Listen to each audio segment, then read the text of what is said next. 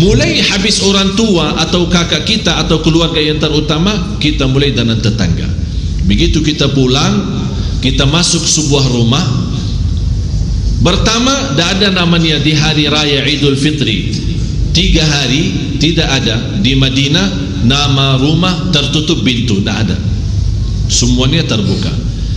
Tinggal kita assalamualaikum langsung masuk. Begitu kita masuk, kalau tidak ada jawaban berarti tidak ada orang di rumah. Bukan berarti kesempatan kita curi, tidak. Karena kesempatan silahkan. Di situ sudah disediain meja, ada makanan, ada juga permen, coklat apa bu yang buat lebaran lah.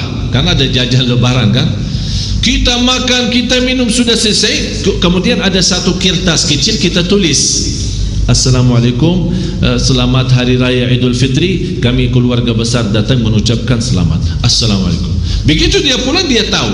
Begitu kita pulang ke rumah, malah kita baca di antara tamu yang datang ke rumah kita, pas kita lagi tidak ada adalah orang yang kita datangi ke rumahnya. Subhanallah. Aman. Demi Allah jamaah sekalian, saya masih ingat kecil waktu kita keluar belajar di Masjid Nabawi, kemudian keluar ambil wudu. Ini zaman masih apa jalannya, masih apa belum 75 70-an 80-an lah, 80-an. Kalau 70 saya belum ada ya, 80-an. Tapi ayah saya juga mencerita, saya lihat dengan mata saya sendiri. Yang sekarang lokasi sudah tidak ada sekarang karena sudah termasuk dalam kawasan Masjid Nabawi sekarang. Dulu gang-gang ya, semua jalan gang-gang itu.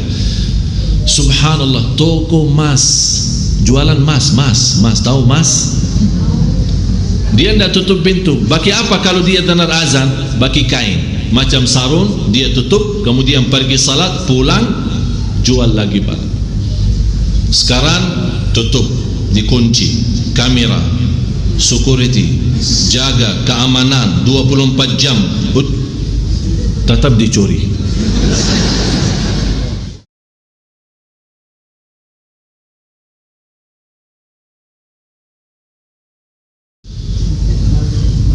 Di luar qati'atul rahim, putusnya silatul rahim. Padahal salah satu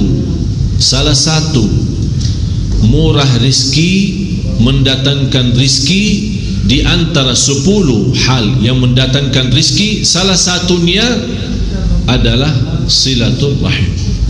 Silatul rahim bukan hanya menjamin murah rizki, tapi juga menjamin panjang umur. Silatul rahim. Dan silatul rahim yang paling ikhlas, kita bersilatul rahim sama seorang yang kita tahu orang itu suka menyakiti kita, tapi tetap kita datang. Ada satu cerita, seorang ulama mendengar seorang tetangga mencaci maki dia. Begitu dia mendapatkan berita, dia berkata, apa yang saya boleh balas? Tak mungkin seorang ulama yang sudah memahami agama balas dengan kata yang tidak baik. Akhirnya dia membawakan kurma rutab. Tahu rutab? Kurma setengah matang itu. Terus dia datang ke rumah tetangganya, dia menghadiahkan. Ulama berkata sama tetangga, kamu menghadiahkan kebaikanmu, dan saya tidak mungkin membalas. Oleh karena itu saya menghadiahkan sesuatu yang terbaik yang ada di rumah saya adalah kurma yang setengah matang. Karena orang yang mencaci maki, berkata keji sama seorang, apa yang akan terjadi? Yang akan terjadi, pahala amal salihnya orang itu diambil oleh seorang yang dicaci maki. Malah saya pernah membaca sebuah buku, ada sebuah perkataan ulama, terima kasih kepada seorang yang mencaci maki saya karena dia memberikan amalan ibadahnya tanpa saya capek. Betul, dapat pahala lagi santai di rumah. Tak tahu di belakang kita di macam-macam, biarkan saja. Saya paling senang perasaan saya kalau saya tahu ada seorang, dan itulah menjadi ujian bagi saya, bagaimana saya menjaga diri dan menahan diri dan memaksa diri tetap berlaku baik, khususnya terhadap orang yang benci sama saya.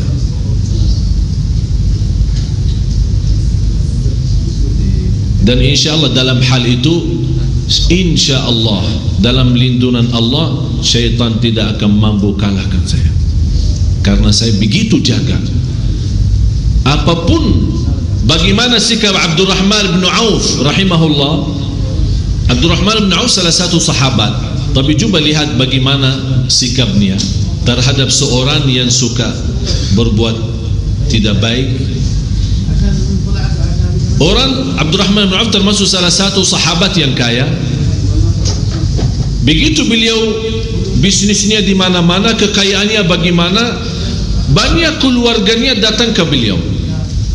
Suka silaturrahim, sambut baik, berkataan baik, luar biasa keluarganya. Tapi begitu lagi ada masalah dalam bisnisnya, ada masalah dalam usahanya, dan merasa sudah tidak ada sanggupan untuk membantu keluarganya, mulai keluarganya bobar, tidak ada yang mau datang. Istrinya marah, wahai suamiku, kenapa keluarga kamu semacam itu? Kenapa mereka seperti itu? Kalau pas lagi ada banyak uang, kok semua datang. Tapi kalau pas lagi tidak ada yang datang. Berarti mereka bukan ikhlas karena keluarga mencintaimu. Apa kata suaminya? Kenapa sayang berburuk sangka? Alhamdulillah, justru dengan cara ini keluarga saya baik. Dari mana mereka baik? Pas ada dia datang, kalau tidak ada dia datang.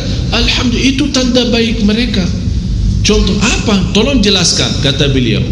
Karena pas lagi ada, mereka datang tidak memberatkan kita. Karena sudah ada, kebetulan lagi ada, jadi kita bagi.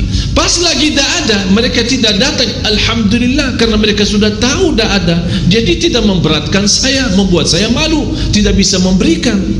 Berarti mereka betul baik sama saya. Begitu fikirannya, beda sama sikap fikiran istrinya. Oleh karena itu, jangan berburuk sangka sama orang. Apapun yang diberikan, diresponin, tidak diresponin, diterima, tidak diterima, dibalas, tidak dibalas, biarkan saja. Urusan manusia sama Allah. Hidup tenang. Apa yang kamu fikirkan?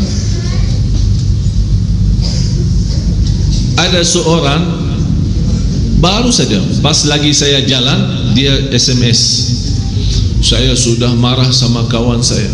Dia lagi curhat, ini istilah curhat. Ini saya marah, padahal saya tahu dua-duanya sangat akrab. Kok tiba-tiba ada SMS saya lagi marah sama ini? Kenapa? Alasannya apa? Dah tahu sikap dia sudah begini begitu. Dah usah pakai was-was. Kalau anda merasa dia tidak baik, anda jadi lebih baik. Anda jadi lebih baik, itu langsung dia, oh gitu ya, ya itu gitu ya, tidak ada lain. Anda mau hidup tenang tidak? Kalau anda memfikirkan dia berubah sikap sama kita, kita berfikir susah, kita sendiri yang menjadi susah, bukan orang lain. Tapi tetap kita karena ikhlas lillahi ta'ala, kita beri yang baik. Kalau dia tidak baik sama saya, karena Allah, saya mau jadi lebih baik. Bukan karena dia, tapi karena Allah. Hidup tenang, selesai semua masalah. Apalagi hubungan kita sama tetangga.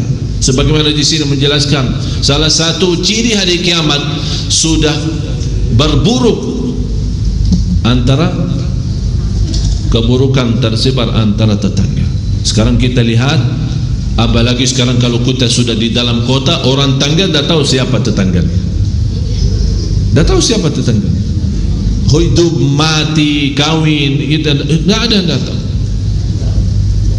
Apalagi kalau tetangga kita orang miskin. Kalau dia orang terkenal atau pejabat, ya wajar, orang semua tahu. Tapi kalau dia orang miskin, tidak ada yang dihargai, tidak ada yang diperhatikan. Walaupun dia tetangga, miskin. Apa kemaslahatan dia sama dia? Tidak ada kemaslahatan, udah biarin. Malah kita tiba-tiba mendengar ada seorang, dia bilang, tetangga enti sudah istrinya melahirkan. Oh, emang dia melahirkan? Yang melahirkan. Oh, bagaimana bisa dia melahirkan? Ya hamil duluan kemudian melahirkan. Kok bagaimana bisa melahirkan? Pertanyaan yang aneh. Inilah sebabnya tersebar masalah di antara. Padahal dulu kalau kita kembali kepada sejarah, termasuk non muslim, dia tidak bisa merasa aman. Begitu dia masuk satu negeri atau masuk satu kota, dia bertanya, tetangga saya siapa? Kalau orang muslim, padahal dia non muslim. Kalau tetangga saya muslim, saya mau di situ, saya tempati di situ. Dan ada sebuah kata dalam bahasa Arab, carilah tetangga sebelum mencari tempat tinggal. Betul enggak? Ada di Indonesia juga. Cari tetangga sebelum tempat tinggal. Artinya anda rencana mau beli satu tempat, mau tinggal di satu tempat, sebelum anda mengambil keputusan pindah ke situ, coba tanya siapa tetanggamu. Karena tetanggamu itu adalah keluarga kamu, adalah sahabat kamu, adalah tempat curhat kamu, adalah tempat sembunyi kekurangan kamu, adalah tempat membela keluarga kamu kalau kamu berangkat. Begitu juga yang saya masih ingat dulu di kota Madinah, kalau ada orang berangkat tinggalin istrinya sama anaknya, yang urusin mereka siapa? Tetangga. Datang seorang bapak, anak minta izin, anak mau berangkat, ada istri sama anak, ini titipan. Yang urus uang pun bukan titip sama istrinya, tapi uangnya dititip sama tetangga. Apa yang terjadi? Ayah saya mencerita, salah satu cerita, seorang tetangga berangkat, dia menitipkan uang sama tetangganya, tolong uruskan keluarga saya, makanan sehari-hari, sayuran, kebutuhanlah mereka. Begitu selesai, selama berapa bulan kemudian dia balik. Begitu dia pulang, dia kembalikan titipannya. Dia kaget, kok selama ini kamu tidak melayani keluarga saya? Keluarga inti aman, dan titipan ini saya tidak pernah pakai, karena saya sebagai tetangga, saya bagi uang pribadi saya. Kalau ada sekarang macam ini, tak bakal banjir Jakarta, tak bakal banjir. Dan di antara cerita saya masih ingat di kota Madinah, masih saya kecil, saya yakin di antara bapak ibu yang usia yang tua, pasti hal-hal semacam yang saya cerita, pasti masa lalu pasti ada. Saya yakin pasti ada. Karena hal kebaikan itu bukan hanya di tanah suci, di seluruh dunia ada kebaikan itu. Tetangga menghormati, semua ada, di mana-mana ada. Apa yang terjadi? Karena kita tinggalkan budaya kita, kebaikan kita, Islam kita, kita menjadi Islam, alasannya Islam modern, akibatnya jadi begini. Ayah saya menceritakan pas hari raya, coba lihat keindahan di hari raya. Saya masih ingat pas kecil di bawah sama orang tua, lepas salat Idul Fitri di masjid, kemudian kita pulang. Pertama sebagai keluarga kita kumpul di mana? Di saudara yang tertua. Misal ayah saya punya kakak atau punya siapa, di saudara yang tertua. Kalau ada masih orang tuanya, berarti kita semua kumpul. Jadi anaknya dan cucu semua kumpul di rumah orang tua. Habis itu kita bobar, masing-masing bersilaturahim. Mulai habis orang tua atau kakak kita atau keluarga yang terutama, kita mulai dengan tetangga. Begitu kita pulang, kita masuk sebuah rumah. Pertama, tidak ada namanya di hari raya Idul Fitri 3 hari, tidak ada di Madinah nama rumah tertutup pintu, tidak ada. Semuanya terbuka. Tinggal kita assalamualaikum langsung masuk. Begitu kita masuk, kalau tidak ada jawaban berarti tidak ada orang di rumah. Bukan berarti kesempatan kita curi, tidak. Karena kesempatan silahkan. Di situ sudah disediain meja, ada makanan, ada juga permen, coklat apa yang buat lebaran lah. Karena ada jajan lebaran kan. Kita makan, kita minum sudah selesai. Kemudian ada satu kertas kecil, kita tulis assalamualaikum, selamat hari raya Idul Fitri, kami keluarga besar datang mengucapkan selamat, assalamualaikum. Begitu dia pulang dia tahu. Begitu kita pulang ke rumah, malah kita baca di antara tamu yang datang ke rumah kita, pas kita lagi tidak ada, adalah orang yang kita datangi ke rumahnya. Subhanallah, aman. Demi Allah jamaah sekalian, saya masih ingat kecil waktu kita keluar belajar di Masjid Nabawi, kemudian keluar ambil wudu. Ini zaman masih apa jalannya, masih apa, belum 75 70-an 80-an lah, 80-an. Kalau 70 saya belum ada ya, 80-an. Tapi ayah saya juga mencerita, saya lihat dengan mata saya sendiri. Yang sekarang lokasi sudah tidak ada sekarang karena sudah termasuk dalam kawasan Masjid Nabawi sekarang. Dulu gang-gang ya, semua jalan gang-gang itu. Subhanallah, toko mas, jualan mas, tahu mas? Dia tidak tutup pintu. Bagi apa kalau dia dengar azan? Bagi kain macam sarung, dia tutup, kemudian pergi salat, pulang, jual lagi barang. Sekarang tutup, dikunci, kamera, security, jaga keamanan 24 jam, tetap dicuri.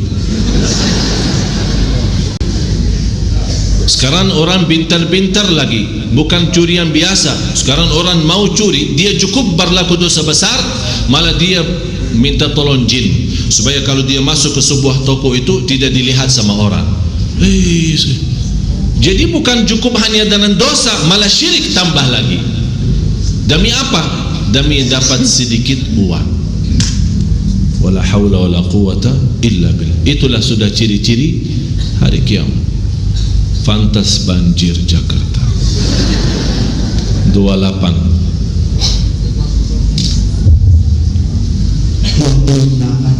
Orang tua berbeda anak muda. Dari Ibnu Abbas radhiyallahu anhu menunjukkan Rasulullah sallallahu alaihi wasallam bersabda, akan ada di akhir zaman satu kaum yang menjadi rambut mereka dengan warna hitam bagaikan dada burung merpati. Mereka tidak akan pernah mencium harumnya surga. Hadis riwayat Imam Ahmad. Padahal ada satu riwayat boleh kita cium harumnya surga dari perjalanan 100 tahun. Perjalanan sejauh 100 tahun, masih jauh 100 tahun daripada surga, kita boleh cium harumnya.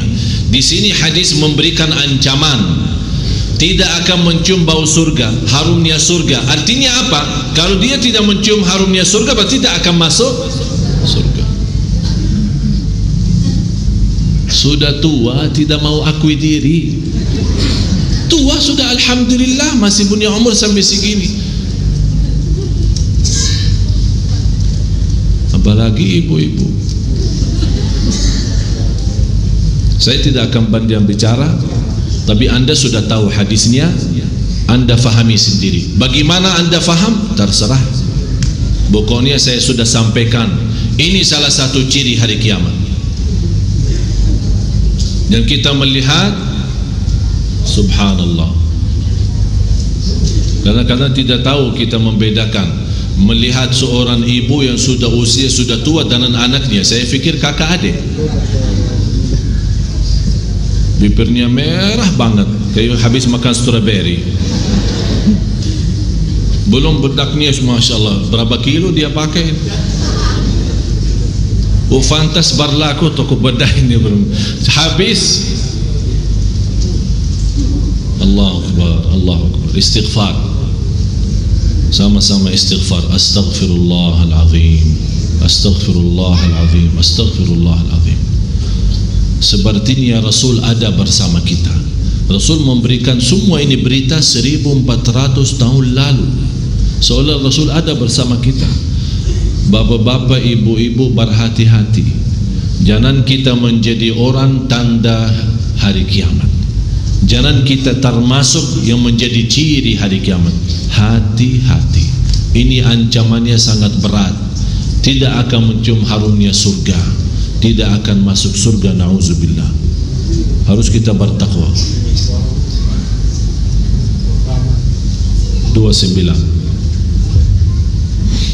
29 tersebarnya kepikiran dari Abu Hurairah radhiyallahu anhu dari Rasulullah sallallahu alaihi wasallam bersabda, zaman semakin berdekatan, amal berkurang dan kepikiran dilempar